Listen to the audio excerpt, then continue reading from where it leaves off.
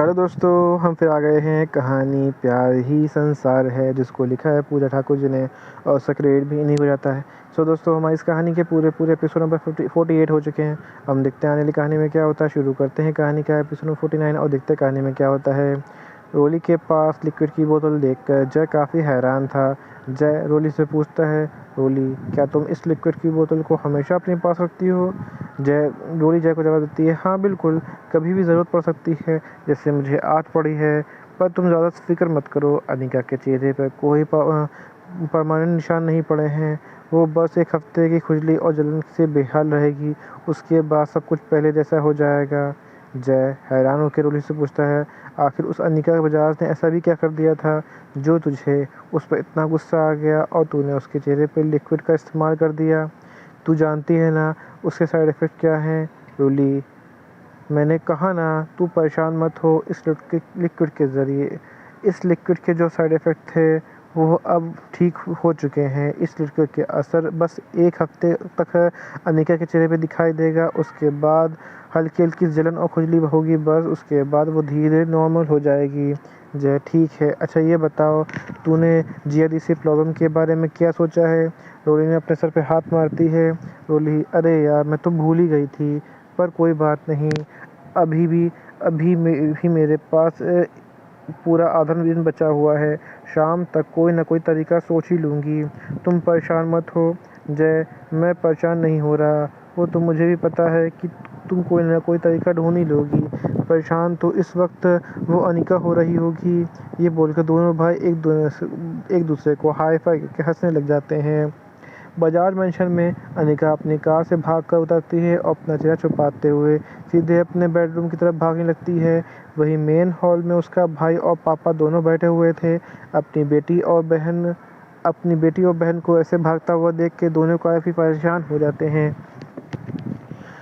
दोनों ही पीछे अनिका को कई बार आवाज़ देते हैं, अनिका, अनिका, लेकिन अनिका पीछे से पलट कर देखती तक नहीं। फिर मिस्टर बजाज आशीष से पूछते हैं, इसको क्या हुआ? आशीष, मुझे नहीं पता पापा, मैं तो आप ही के साथ हूँ, चलो चल के देखते हैं। कह के दोनों ने अनिका के पीछे पीछे उसके कमरे चले जाते हैं। अनिका भाग कर सीधा अपने बाथरूम में आ जाती है और शीशे में अपना चेहरा देखती है, जो सूज कर लाल पड़ चुका था। और बार बार खुजलाने के चक्कर में अनिका के पूरे चेहरे पर कई जगह नाखून के निशान भी आ चुके थे। उसे भी अभी भी अपने चेहरे पे काफ़ी जलन हो रही थी। जब आशीष और मिस्टर बजाज अनिका के पीछे पीछे उस कमरे में आते हैं तो देखते हैं कि अनिका अपने बाथरूम में रो रही है। मिस्टर बजाज, क्या हो बेटा, तुम रो क्यों रही हो? क्या माही ने तुम्हें कुछ कह दिया? क्या तुम्हारा माही से झगड़ा हुआ? क्या बात है, तुम ऐसे क्यों रो रही हो? अनिका उन दोनों को अपना चेहरा दिखाती है, जिसे देखकर मिस्टर बजाज और आशीष दोनों ही दंग रह जाते हैं। आशीष घबराते हुए अनिका से पूछता है, ये तुम्हारे चेहरे को क्या हुआ है? अनिका रोते हुए, नहीं, मुझे नहीं पता कि मुझे क्या हुआ है। जब से माहिर के केबिन से बाहर निकली हूँ तब से मुझे काफ़ी दर्द और चेहरे पे जलन हो रही है। मुझे नहीं पता कि मेरे साथ ये सब क्या हो रहा है। मिस्टर बजाज आशीष को कॉल देते हैं, आशीष जल्दी से डॉक्टर को फ़ोन करो। आशीष फ़ोन करके इमरजेंसी में घर बुलाता है डॉक्टर को। थोड़ी देर में डॉक्टर भी आ जाते हैं। डॉक्टर अनिका का चेहरा देखकर काफ़ी कन्फ्यूज़न में थे। उन्हें आज तक ऐसा कुछ होते हुए नहीं देखा था।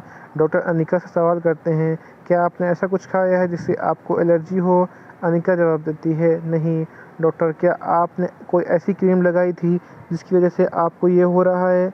अनिका, नहीं। मिस्टर बजाज डॉक्टर से पूछते हैं, डॉक्टर, मेरी बेटी को हुआ क्या है? डॉक्टर मिस्टर बजाज को जवाब देता है, मिस्टर बजाज, मैं अभी तो कुछ ढंग से नहीं कह सकता। मुझे मिस बजाज से कुछ टेस्ट करवाने होंगे, उसके बाद ही मैं आपको सही बता पाऊँगा। मुझे पहले इनके अच्छे से चेकअप करना होगा, लेकिन जितना मुझे लग रहा है इन्होंने अपने चेहरे पे कोई ऐसी क्रीम अप्लाई की है जिसकी वजह से इन्हें ये एलर्जी हुई है, या फिर इन्हें किसी की तरह से कोई केमिकल ड्रग दिया गया है। ये सुनकर अनिका और बाकी सब भी हैरान थे। अनिका, मैं तो ऐसी कोई क्रीम लगाई ही नहीं जिसकी वजह से ऐसा कुछ भी हो सके। और रही बात केमिकल ड्रग की के बारे में, तो इस बारे में मुझे कुछ नहीं पता। अनिका डॉक्टर से पूछती है, डॉक्टर, मेरा चेहरा ठीक तो हो जाएगा ना? डॉक्टर, हाँ, ये तो ठीक हो जाएगा, लेकिन आपको एक बात का ध्यान रखना है कि आपको अपने चेहरे पे इचिंग नहीं करनी है। वरना आपके चेहरे पे ये निशान परमानेंट रह जाएंगे। अनिका हाँ में सर हिलाती है। डॉक्टर कुछ मेडिसिन लिख के चला जाता है। डॉक्टर के जाने के बाद आशीष अनिका से पूछता है, अनिका ये तुम्हारे चेहरे को हुआ क्या है? तो तुम तो माहिर से मिलने गई थी, क्या माहिर ऑफिस आया था और तुम्हारे साथ ये सब हुआ कैसे? अनिका रोते हुए कहती है, मुझे नहीं पता भाई, जब मैं माहिर से मिलने गई थी उसके बाद अनिका ने अपने भाई और पापा को माहिर में के केबिन में हुई माहिर और रोली की सारी बात बता देती है। अनिका की सारी बात सुनकर मिस्टर बजाज और आशीष दोनों काफ़ी हैरान थे। उन्हें तो अनिका पर भरोसा नहीं हो रहा था कि अनिका जो बोल रही है वो सच है या ऐसा भी कुछ हो सकता है। वो दोनों तो क्या खुद अनिका को भी ऐसा कुछ नहीं सोचा था कि माहिर कभी अपने ऑफिस में ऐसा कुछ कर सकता है। आशीष अपनी हैरानी से बाहर आकर अनिका से पूछता है, फिर तुम्हारे चेहरे पर वो सब कैसे? अनिका, पता नहीं भाई, मैं जैसे ही माहिर के केबिन से बाहर निकली तभी से मेरे चेहरे पे ये सब होने लगा और फिर मेरा चेहरा जलने लगा। मिस्टर बजाज काफ़ी देर तक किस सोच में खोए हुए थे और फिर बोलना शुरू करते हैं, हो ना हो इन सब के पीछे उस रोली का ही हाथ है। ये सुनकर आशीष और अनिका दोनों हैरान थे। अनिका और आशीष दोनों ने एक साथ बोले, रोली का हाथ? आशीष, ये कैसे हो सकता है? अनिका, हाँ पापा, आप ऐसा क्यों कह रहे हो? मिस्टर बजाज, मुझे ज़िंदगी का तजुर्बा है बेटा। मैंने देखा है जिस दुश्मन को आप सबसे ज़्यादा कमज़ोर समझते हो अक्सर वही दुश्मन सबसे ज़्यादा ताकतवर बनकर आपके सामने आ जाता है। और मुझे लग रहा है हो ना हो इन सब के पीछे रोली का ही हाथ है। तुम ही बताओ कि कल रात जिन गुंडों को हमने रोली के साथ रेप करने के लिए भेजा था, आज सुबह ही होते ही हमें उन सब की मौत की खबर मिलती है। क्या ये बात अजीब नहीं लगती तुम लोगों को? और अभी अनिका ने ही तो बताया था कि रोली ने उसे अपना पसीना पोंछने के लिए रुमाल दिया था। तुम ही सोचो, जिस लड़की ने तुम्हें अपने पति के साथ ऐसे चिपके हुए देखा हो वो तुम्हें अपना रुमाल क्यों देगी? ज़रा सोचो। अनिका और आशीष को मिस्टर बजाज की बात कहीं ना कहीं सही लगने लगती है। अनिका गुस्से में चिल्ला कर बोलती है, रोली, मैं तुम्हें इसके लिए कभी माफ़ नहीं करूँगी। मैं तुम्हें इसका बदला लेकर रहूँगी। शाम हो चुकी थी और माहिर भी अब ऑफिस से लौट आया था। आज माहिर के चेहरे पे जो खुशी थी उसका कोई अंदाज़ा भी आसानी से लगा ही नहीं सकता था। कबीर ने माहिर के छेड़ते हुए कहा, क्या भाई है, क्या बात है भाई, आज तो आप कुछ ज़्यादा ही ग्लो कर रहे हो। क्यों ब्यूटी क्रीम लगा ली है क्या? माहिर कबीर के सर पे पीछे हल्के से चपत लगाता है।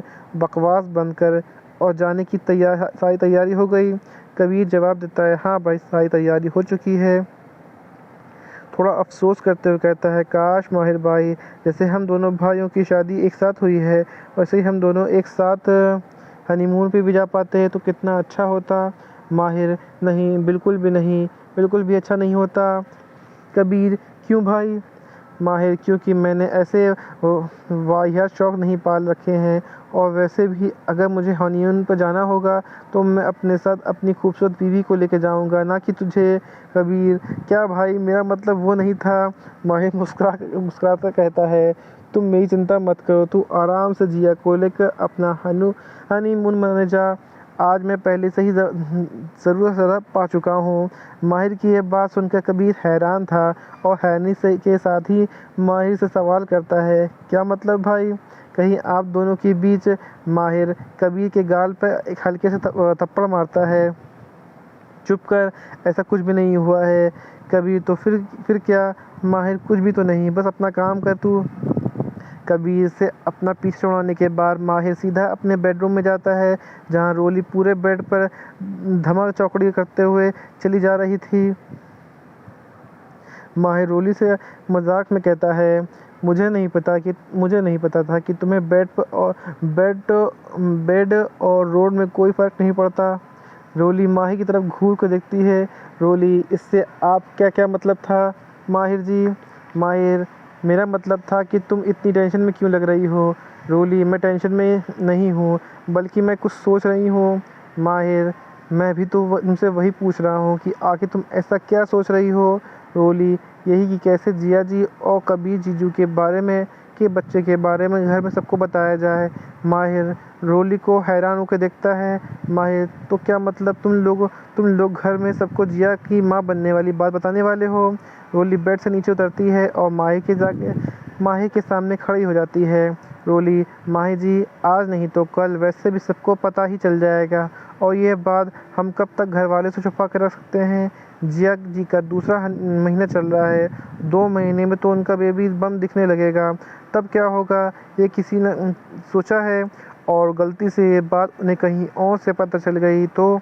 माहिर, मैं जानता हूँ रोली कि हम इस बात को और नहीं छुपा सकते, लेकिन करें तो क्या, कुछ समझ नहीं आ रहा। हमें कुछ ऐसा करना होगा जिससे परिवार वालों का हम पर भरोसा ना टूटे और ये खुशखबरी सबको मिल जाए।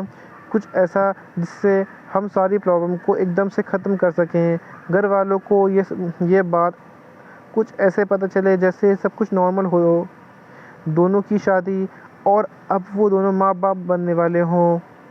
कुछ इस तरह हम घर वालों को ये खुशखबरियाँ बताएं तो ज़्यादा बेहतर होगा।